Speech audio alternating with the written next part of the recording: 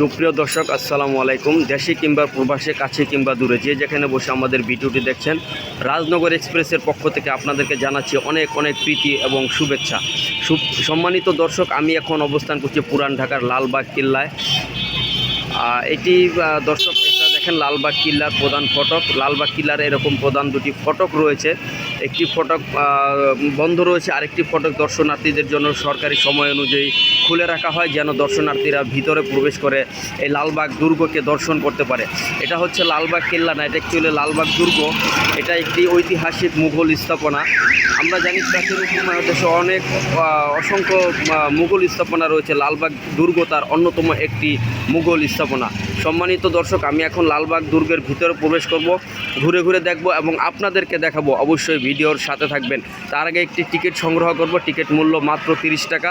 এটার ডান দিকে ঠিক টিকিট কাউন্টারের অবস্থান। দর্শক, আমি টিকিট কাউন্টারটাকে দেখালাম না।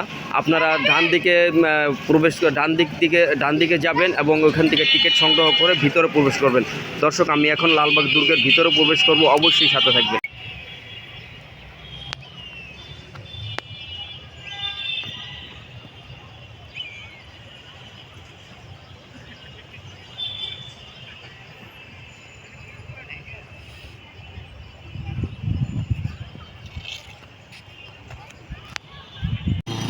সুপ্রিয় দর্শক, আমি এখন অবস্থান করছি লালবাগ দুর্গের ভিতরে। লালবাগ দুর্গের ভিতরে প্রবেশ করতে চোখে পড়ে গেল সবুজ লতা পাতা আর রং বেরঙের ফুলের বাগান। সম্মানিত দর্শক, আমি একটু ঘুরে ঘুরে দেখাই লালবাগ ভিতরের চিত্র। অনেক সুন্দর। দেখুন দর্শক, কত সুন্দর লালবাগ দুর্গের ভিতরের পরিবেশ। সবুজ দুব্বা ঘাসের প্রাণবন্ত এই কিল্লা প্রাঙ্গণ দেখে যে কোনো দর্শনার্থীর চোখ জুড়ে যাবে দর্শক, এতে কোনো সন্দেহ নেই। এই ইট পাথরের নগরে যানজটের ভিড়ে সবুজ লতা পাতা আর রং বেরঙের ফুলের সুরভিত হাজারো বৃক্ষরাজির এরকম একটি দৃষ্টিনন্দন নয়নভিরাম পার্ক যে রয়েছে, যা নিজের চোখে না দেখলে অবশ্যই বিশ্বাস হতো না। দর্শক, আপনাদের উদ্দেশ্যে বলতে চাই যে কর্মময় জীবনের একঘেয়েমি অবসান ঘটাতে অবশ্যই একবার হলেও ঘুরে যেতে পারেন এই লালবাগ দুর্গ থেকে। দর্শক, আমি আর কথা বলবো না, এরপর একটু ভিতরের দিকে প্রবেশ করব। ভিতরের দিকে প্রবেশ করে দেখব যে কি রয়েছে এবং আপনাদেরকে দেখাবো। অবশ্যই আমার সাথে থাকবেন। সুপ্রিয় দর্শক, আমি এখন অবস্থান করছি লালবাগ দুর্গের ঠিক অনেকটাই ভিতরে প্রবেশ করতেই চোখে পড়ে গেল পোড়ামাটির নির্মিত মুঘল আধিপত্যের একটি দৃষ্টিনন্দন ভবন।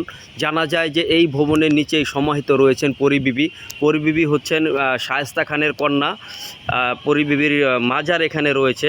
যে আরও জানা যায় যে শায়েস্তা খান তার কন্যার মৃত্যুতে এতটাই শোকাকাতর ছিলেন যে তিনি তার এই লালবাগ দুর্গ নির্মাণকে অপয়া ভাবতে থাকেন এবং অবশেষে এই দুর্গ নির্মাণ কাজ বন্ধ করে তিনি দিল্লি চলে যান। আমি এখানে দেখাবো পরিবিবির সমাধি। তার আগে এখানে আরও 3টি কবর রয়েছে, সেগুলো আমি দেখাচ্ছি। এটা হচ্ছে, দেখুন দর্শক, খোদাবন্ত মির্জা বাঙালির সমাধি। এটি হচ্ছে শায়েস্তা খানের একান্ত বিশ্বস্ত সেনা অধিনায়ক, তার কবর রয়েছে। তার দুই পাশে আরও 2টি কবর রয়েছে। এগুলো অবশ্য কার আমি আসলে বলতে পারবো না। এটি এখানে লেখা রয়েছে উভয় পার্শ্বস্থ কবর অজ্ঞাত শিশুর। 2টি শিশুর কবর এখানে রয়েছে। তারপরে ভিতরে রয়েছে পরিবিবির সমাধি। এটি পরিবিবির সমাধির একটি ভবন, যে কন্যার মৃত্যুতে বেদনাহত পিতা এতটাই শোকাকাতর ছিলেন যে তিনি কন্যার সমাধির উপরে এরকম দৃষ্টিনন্দন ভবন তৈরি করে দিয়েছেন এবং এটার উপরে একটি গম্বুজ রয়েছে, সেটাকে সোনায় মুড়িয়ে দিয়েছিলেন। তো জানা যায় সেই সোনায় মোড়ানো পাত এখন আর এই গম্বুজের উপরে নেই। এগুলো হচ্ছে ব্রিটিশ সরকার দেশ ভাগের সময় এগুলো লুট করে নিয়ে গেছে। তো আমি এখন আপনাদেরকে এই পরিবিবির সমাধিটা আপনাদেরকে দেখাবো। এগুলার ভিতরে, এই ভবনের ভিতরে রয়েছে পরিবিবির সমাধি। আমি একটু দর্শক দেখাই। এই যে দেখুন, এটা হচ্ছে শায়েস্তা খানের কন্যা পরিবিবির সমাধি। এটা কিন্তু অনেক সুন্দর একটি ভবন। এটার ভিতরে অসংখ্য জায়গা রয়েছে আর এইখানে এই মাঝ বরাবর রয়েছে পরিবিবির সমাধি। দর্শক, আপনারা দেখলেন পরিবিবির সমাধি। এরপরে অনেক কিছু এখানে রয়েছে, আমি ঘুরে ঘুরে আপনাদেরকে অবশ্যই দেখাবো। অবশ্যই ভিডিওর সাথে থাকবেন। সুপ্রিয় দর্শক, এরপর আমি আপনাদেরকে জানাবো এই দুর্গ নির্মাণের কিছুটা ইতিহাস, যতটা আমি ইতিহাস থেকে জেনেছি।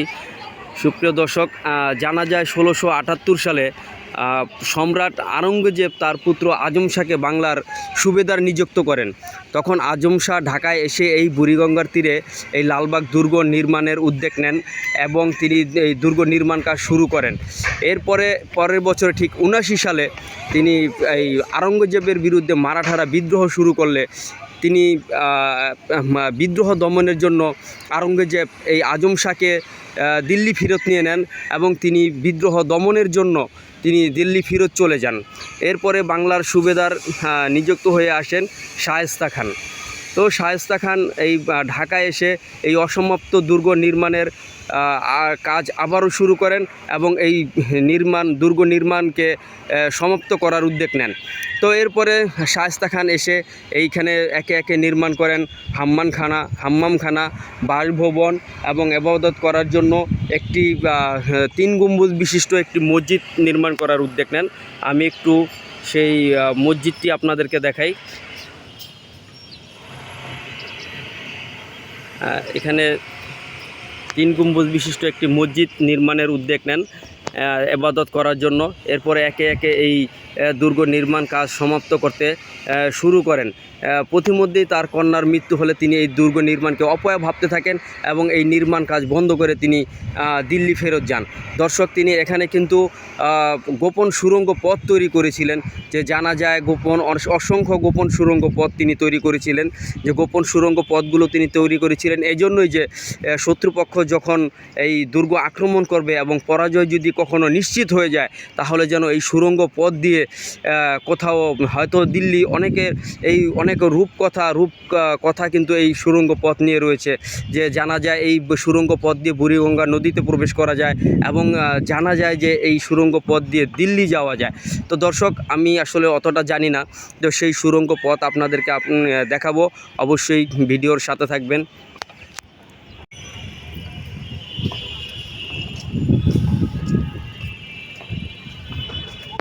দর্শক, আমি এখন অবস্থান করছি সেই পুকুরের দিকে, যেই পুকুরটা ঐতিহাসিক একটি পুকুর লালবাগ কেল্লার ভিতরে, লালবাগ দুর্গের ভিতরে। আমি সেই পুকুরের চিত্র আপনাদেরকে একটু দেখাই। এটা হচ্ছে সেই পুকুরের চিত্র, যেই পুকুরে 1857 সালে ঘটেছিল 1857 সালে যে সিপাহী বিদ্রোহ ঘটেছিল, সেই বিদ্রোহে অসংখ্য ভারতবর্ষের সেনাকে, ঘুমন্ত সেনাদেরকে হত্যা করে এই পুকুরে কিন্তু ফেলে দিয়েছিল।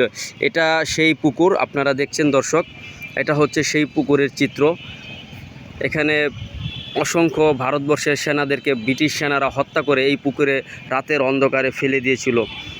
জানা যায় 260 জনের মতো ভারতবর্ষের সেনা ছিল, এর মধ্যে অধিকাংশ সেনাকেই হত্যা করে ব্রিটিশরা এই পুকুরের মধ্যে ফেলে দিয়েছিল। তখন এই পুকুরের গভীরতা আরও অনেক বেশি ছিল, বাট এখন পানি নেই, শুকিয়ে গেছে, শুকিয়ে প্রায় চৌচির হয়ে গেছে। তো আমি সেই পুকুরের চিত্র আপনাদেরকে দেখালাম। এরপরে এই পাশে রয়েছে সেই হাম্মামখানা, দরবার হল। আমি সেইটার ভিতরে প্রবেশ করব, আপনাদেরকে একটু ঘুরে ঘুরে দেখাবো। দর্শক, এটা হচ্ছে সেই দরবার হলের ভবন এবং হাম্মামখানা, যেটা শায়েস্তা খান নিজে ব্যবহার করতেন এবং এখানে বিশ্রাম করতেন। আমি সেটার ভিতরে প্রবেশ করে অবশ্যই আপনাদেরকে দেখাবো। এরপরে এখানে একটি ফোয়ারা রয়েছে। এখানে কিন্তু এটা সরকারি ছুটির দিনে এই ঝর্ণাগুলো ছাড়া হয়, অনেক সুন্দর লাগে সেই দৃশ্য। তো আমি আপনাদেরকে দেখাতে পারলাম না, হয়তোবা সরকারি ছুটির দিনে আসলে আপনারা অবশ্যই এটা দেখতে পারবেন। দর্শক, আমি এখন একটু ভিতরে প্রবেশ করে আপনাদেরকে দর্শক, এটা হচ্ছে শায়েস্তা খানের হাম্মামখানা, যেটা শায়েস্তা খান নির্মাণ করেছিলেন। এখানে দেখুন অনেক সুন্দর দামি টাইলস করা হয়েছে। এগুলা কিন্তু তৎকালীন সময়ের টাইলস করা, প্রায় 400 বছরের পুরনো সেই টাইলসগুলো। কিছুটা রং চটে গেছে, তারপরও কত সুন্দর লাগছে। আমি আপনাদেরকে একটু ঘুরে ঘুরে দেখাই। এখানে কিন্তু আলোর ব্যবস্থা করা হয়েছে তৎকালীন সময়ে। তো এখানে যাতে আলো প্রবেশ করে, যাতে অন্ধকার না হয় এই হাম্মামখানায়, এখানে শায়েস্তা খান গোসল করতেন। এটা সেই হাম্মামখানা। এখানে দেখেন সিঁড়ি দেওয়া রয়েছে অনেক বড়। এখানে হাউস রয়েছে, এখানে তিনি গোসল করতেন। এখানে পানি আসার জন্য একটি রাস্তা রয়েছে, আপনারা দেখছেন। আমি একটু দেখাই। এইখানে পানি আসার জন্য একটি ছিদ্র রয়েছে, এখান দিয়ে পানি এসে এই হাউসটা পরিপূর্ণ হয়ে যেত। এরপর শায়েস্তা খান এখানে গোসল করে এখানে তিনি কাপড় চেঞ্জ করার ব্যবস্থা রেখেছিলেন এবং দিনের আলো যাতে প্রবেশ করে সেজন্য উপরে কিন্তু এরকম ফাঁকা রয়েছে। দর্শক, এটা হচ্ছে শায়েস্তা খানের হাম্মামখানা আমি দেখালাম। এরপরে আরও একটু ঘুরে ঘুরে এটার ভিতরে চিত্র একটু দেখাই আপনাদেরকে। এটা 400 বছরের পুরনো ইতিহাস, আপনারা একটু দেখেন। এখানে একটি ফোয়ারা রয়েছে।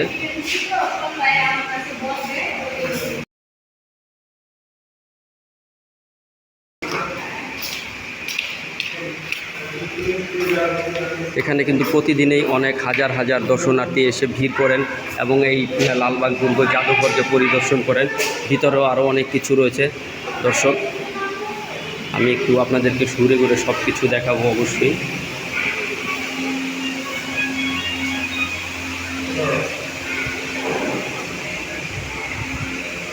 এখানে দোতলায় ওঠার সিঁড়ি রয়েছে, এরকম দেখুন, অনেক সুন্দর। এটা হচ্ছে দোতলায় প্রবেশ করার সিঁড়ি, এই সিঁড়ি দিয়ে দোতলায় প্রবেশ করা যায়।